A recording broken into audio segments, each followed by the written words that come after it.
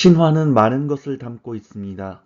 옛사람들의 삶의 모습부터 그들이 희망하고 상상하던 것들의 총체가 이야기 속에 담겨 있습니다. 중국 신화 속 전설상의 제왕인 삼황은 고대 인류의 발전 모습을 그대로 드러내고 있습니다. 삼황이 누구인가에 대해서 누구를 셋으로 찝어낼 것인가에 대해서는 다양한 기록이 존재하지만 여기에서는 다양한 전설을 두루 소개하는 편이 나을 것 같습니다. 중국인들의 전설에 따르면 인간은 여와가 창조했습니다. 대체로 상반신 혹은 머리만 인간의 모습을 하고 있고 하반신이나 전신이 뱀의 모습을 하고 있는 경우가 많습니다. 간혹 세본 같은 책에서는 여와를 여라는 성을 가진 남자라고 하는 경우도 있지만 대체로는 여자로 그려집니다. 북송 초기에 만들어진 태평어람이라는 책에 후한말의 학자 응소가 쓴 풍속통의의 한 구절이 인용되어 있는데 이에 따르면 여와가 처음에는 황토를 뭉쳐서 인간을 만들었는데 나중에는 귀찮아져서 새끼줄을 가져다가 진흙탕을 때렸다고 합니다. 이때 튄 진흙이 인간이 되었는데 후세 사람들의 말에 따르면 부유하고 귀한 자들은 여와가 흙으로 빚은 인간이고 빈천하고 평범한 자들은 그때 튄 진흙의 후손들이라고 했다고 합니다. 여와의 남편 혹은 형제로 등장하는 것이 복희라는 신입니다. 형태는 여와와 같은데 남자였습니다. 복희는 천지의 이치를 간단한 부호로 표시하고자 했는데 이때 만들어진 것이 음양과 팔괘라고 합니다. 또 문자를 만들었고 거미줄을 본떠서 그물을 만들어 물고기 잡는 법을 사람들에게 가르쳤다고 합니다. 인간이라는 존재를 만든 것이 여와라면 사냥과 어로를 가르치고 추상성에 눈을 뜨게 해준 복희는 인간의 생존을 책임져준 신이었습니다.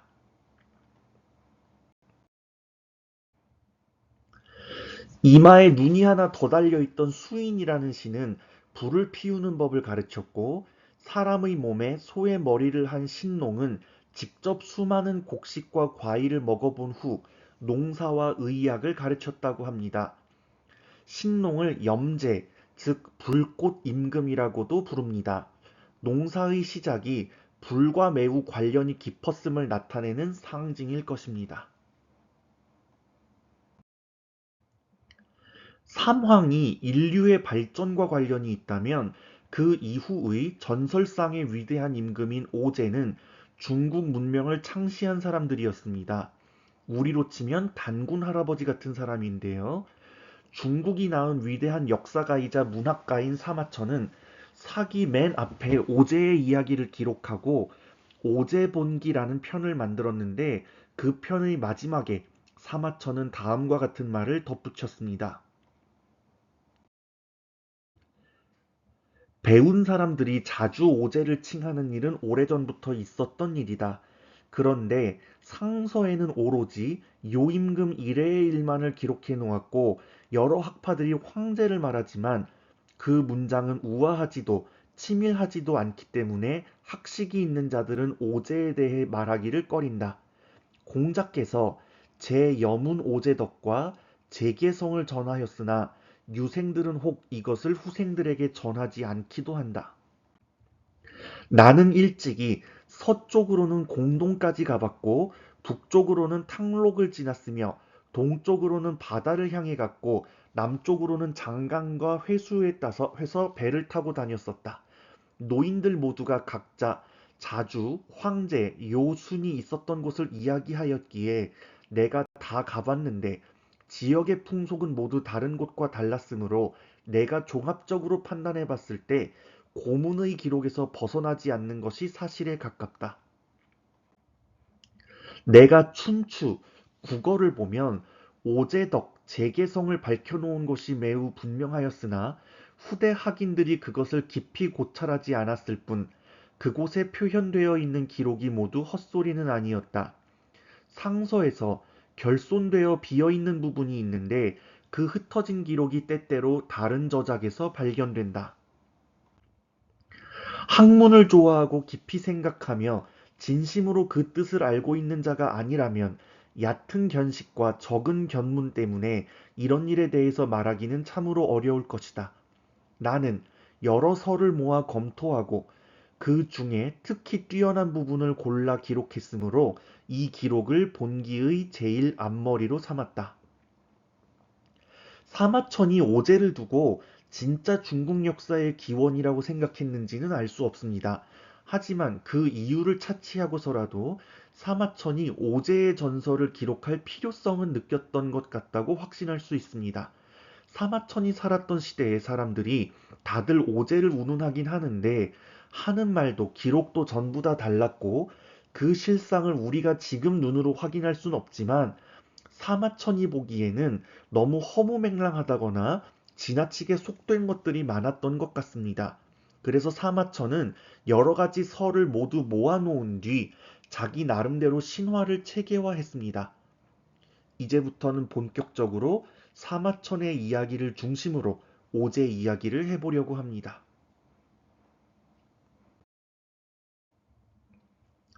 오제의 첫 번째 임금은 황제입니다. 소전이라는 사람의 아들이며 성은 공손, 이름은 헌원이었습니다. 황제 공손 헌원이 살았던 시대는 매우 혼란하여 싸움이 그치질 않았는데 황제가 무기 쓰는 법을 가르쳐 군대를 만들고 혼란을 평정하니 여러 제후가 황제를 따랐다고 합니다. 여기서 말하는 제후란 아마도 부족을 말하는 것일 것입니다. 황제가 날뛰는 야생 짐승들을 잠재우고 여러 제후들에게 자신을 따르도록 했다는 얘기는 아마도 황하 문명이 주변의 다른 부족과 문명을 정복하고 병합한 이야기의 비유일 것입니다. 황제는 자신의 나라 이름을 유웅이라고 했습니다. 황제 이전에 패권을 쥐고 있던 자는 염제였고 여러 부족 중 가장 강력한 세력을 가진 것은 치우였습니다. 황제는 판천들판에서 염제와 세 번 격돌한 끝에 승리를 거뒀고 치우와는 탕록에서 싸웠는데 짐승이 치우를 죽였다고 되어 있습니다. 황제의 영토는 동쪽으로는 바다, 즉 황해에 이르렀고 서쪽으로는 공동, 남쪽으로는 장강, 북쪽으로는 훈육에 이르렀다고 합니다. 어디까지나 신화니까 다 고증하기도 어렵고 굳이 고증할 필요도 없는 내용입니다.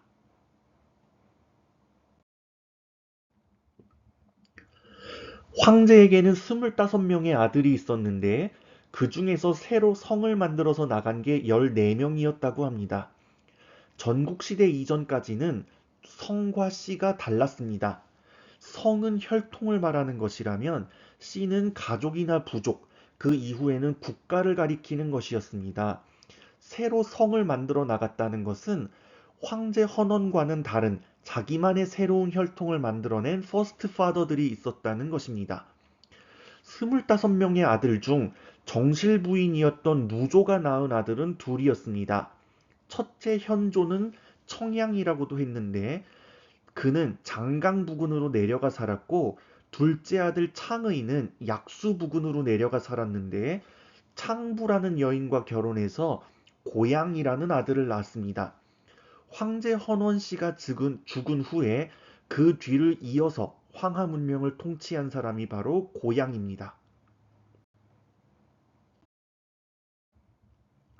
고양은 전욱이라고도 부릅니다. 그래서 보통은 붙여서 전욱 고양씨라고 부릅니다. 전욱 고양씨가 다시 영토를 넓혀서 북쪽으로는 유릉, 남쪽으로는 교지, 서쪽으로는 유사, 동쪽으로는 반목에 이르렀다고 합니다. 전욱에게는 궁선이란 아들이 있었지만 전욱이 죽은 후 전욱의 뒤를 이은 자는 고신이었습니다. 고신은 보통 제곡 고신씨라고 부릅니다. 고신은 황제의 적장자였던 현조의 손자이고 교극의 아들이라고 합니다. 제곡은 진봉씨 여인과의 사이에서 방훈을 낳았고 추자씨 여인과의 사이에서 지를 낳았습니다. 고신이 죽은 후 지가 그 뒤를 이었으나 금방 죽어버렸기 때문에 지의 동생인 방훈이 제위를 이었습니다. 그가 바로 요임금입니다. 요임금의 시대는 매우 태평하였습니다. 요임금은 나이가 든 후 자신의 후사를 중화에게 맡겼습니다. 전욱의 아들 궁선은 경강을 낳았고 경강은 구망을 낳았고 구망은 교우를 낳았고 교우는 고수를 낳았는데 고수의 아들이 중화였습니다. 궁선부터 중화에 이르기까지는 매우 한미하여 서인으로 살았다고 합니다. 중화의 아비 고수는 일찍 부인을 잃고 재혼을 했는데 중화의 계모와 그 아들 상호는 늘 중화를 죽이려 하였으나 중화는 항상 그들을 공경하였다고 합니다. 중화의 이름이 널리 알려지자 요임금은 자신의 두 딸 아황과 여영을 중화에게 시집보내 중화가 실제로 덕이 있는지 살펴보게 했는데 실제로도 그러했으므로 요임금은 중화에게 자신을 대신해 섭정하게 하여 정치를 직접 하게 하였고 자신이 죽은 후에는 자신의 아들인 단주가 아닌 중화에게 임금 자리를 물려줬습니다. 중화가 바로 순임금입니다. 후대 사람들은 자신의 혈연이 아니라 덕이 있는 자에게 천하를 물려주고 태평을 이룬 두 임금의 시대를 합쳐서 요순의 시대라고 불렀습니다. 혈연이 아니라 덕을 보고 임금 자리를 물려주는 것을 선양이라고 합니다. 이러한 선양은 후대 중국에서 왕조가 교체될 때 자주 사용되었습니다. 물론 다른 전승에는 이런 이야기도 있습니다. 순임금이 사실은 무력을 사용해서 요임금을 유폐하고 단주를 죽인 후 요임금의 두 딸을 겁탈하고 왕위를 차지했다는 이야기가 최근 발굴 자료 중에 나온 경우가 있습니다. 아까 사마천이 말했듯이 오제에 대한 수많은 전승이 있었고 그 중에서 선양을 통한 정치의 모범 모델을 제시한 유교의 전승이 헤게모니를 잡으면서 나머지 전승들이 사라지게 된 것 아닐까 생각합니다. 요 임금은 자기 나라 이름을 당이라고 했기 때문에 요 임금을 당요라고 부르고 순임금은 자기 나라를 우라고 했기 때문에 순임금을 우순이라고도 부릅니다. 순임금은 황하 치수 사업에 공을 세운 우에게 왕위를 물려주었습니다. 우가 왕이 된 후 나라 이름을 하라고 했습니다. 사기 하본기에 따르면 우임금의 성은 사이고 이름은 문명입니다. 우임금의 부친은 곤이고 곤은 전욱 고양씨의 아들이니 우임금도 황제의 후손입니다. 우임금은 왕위에 오르고 10년 후에 동쪽을 순수하다가 회계에서 세상을 떠났습니다. 우임금은 도산씨와의 사이에서 계라는 아들이 있었지만 신하인 이객의 왕위를 양보했습니다. 그러나 천하 사람들이 이글 따르지 않고 계를 따랐으므로 이근 계를 즉위하게 하였습니다. 이리하여 전설이긴 하지만 하나라는 중국에서 처음으로 혈연으로 왕위를 이은 왕조가 되었습니다. 계임금 때 유호씨가 복종하지 않았으므로 감에서 싸워 유호씨를 멸망시켰습니다. 계임금이 세상을 떠난 후에는 계임금의 아들인 태강이 즉위했는데 국정을 제대로 돌보지 않다가 유궁씨의 수장인 예에게 패배하여 나라를 잃었습니다. 예는 중국 신화에서는 활을 잘 쏘는 사람으로 주로 등장합니다. 요임금 시절에 하늘에 10개의 해가 뜨는 일이 벌어졌는데 얘가 화살을 쏴서 9개의 해를 맞추었다는 전설이 있습니다.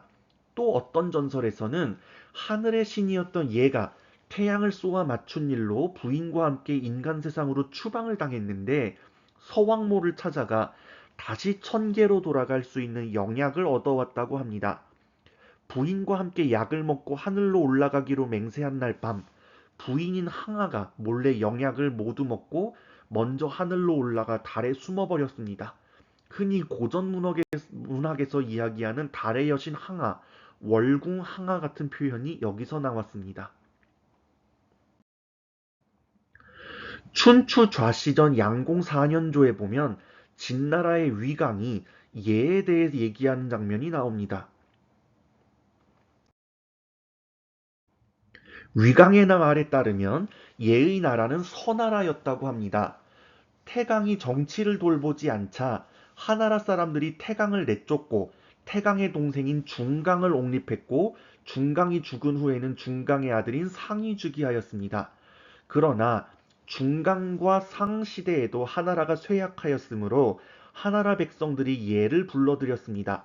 그러나 예가 왕위에 오른 후 무라, 백인, 웅곤, 방어 같은 현명한 신하들을 버리고 한착이라는 간신을 총애했다고 합니다. 한착은 원래 백명씨의 왕족인데 원래 이간질을 잘하는 성격이었던 모양으로 백명씨의 임금이 그를 내쫓아버렸다고 하는데 이해가 오갈 데 없는 한착을 거둬들인 후 현명한 신하들을 버리고 한착을 재상으로 삼았습니다. 한착은 예를 활쏘기에만 전념하게 한 후 예의 처첩들과 간통을 벌이면서 국정을 농단했습니다. 한착은 나중에 예의 가신들을 매수해 예를 암살한 후 예의 시체를 요리해 예의 아들에게 먹였다고 합니다. 예의 아들이 아비의 시신을 안 먹고 성문까지 달아났다가 죽었는데 한착은 예의 처첩들과 간통해서 이미 요와 희라는 아들을 낳은 상태였습니다. 한착은 두 아들에게 군대를 딸려보내 요는 관나라를, 희는 또 다른 관나라를 다스리게 했습니다.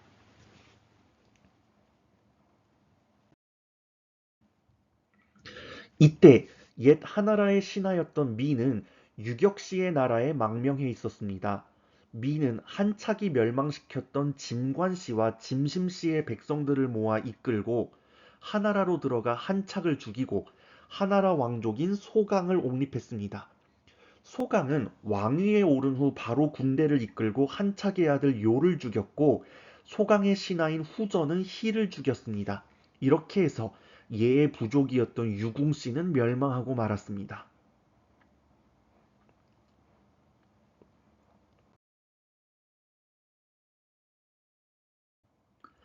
다시 사기의 기록으로 돌아와서 사기에는 태강이 나라를 잃었다라고만 표현하고 있습니다. 태강이 죽은 후에는 태강의 동생인 중강이 뒤를 이었습니다. 천문을 관측하던 희화가 제대로 일하지 않자 중강은 그들을 멸망시켰습니다. 중강이 죽은 후에는 아들 상이 이었고 상이 죽은 후에는 상의 아들 소강이 즉위했습니다. 소강은 아들 여에게 자리를 물려줬고 여는 아들 괴에게 자리를 물려줬습니다. 괴는 아들 망에게 자리를 물려줬고 망은 아들 설에게 왕위를 물려줬습니다.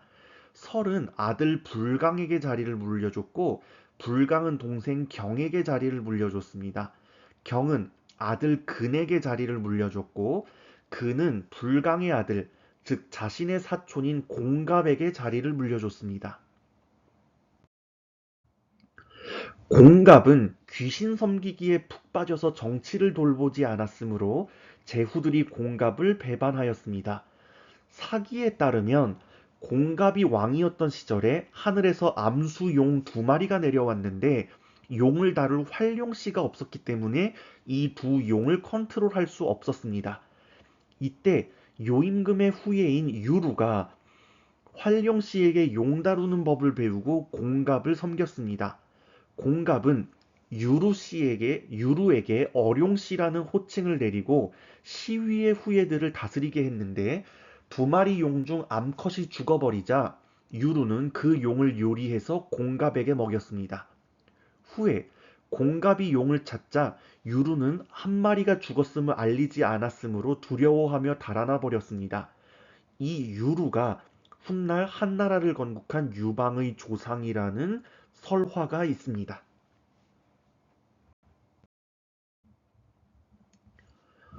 공갑이 죽자 그 아들인 고가 즉위했고 고가 죽자 그 아들인 발이 즉위했습니다.